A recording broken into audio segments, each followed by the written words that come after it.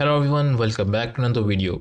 In today's video, I'll be showing you how you can add mask in Premiere Pro. Let's get started. For example, I have this video with me. I'm just going to place it on my timeline.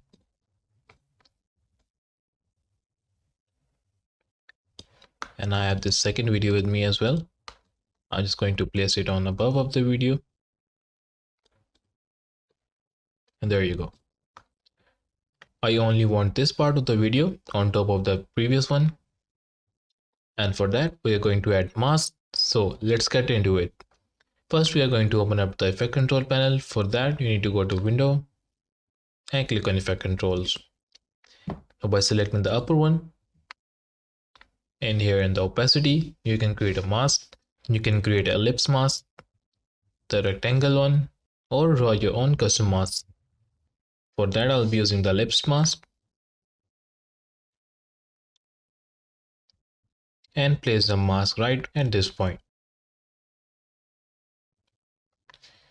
Now to move this cursor, you can go to the position and move it to any place you want. Now we're going to play the video.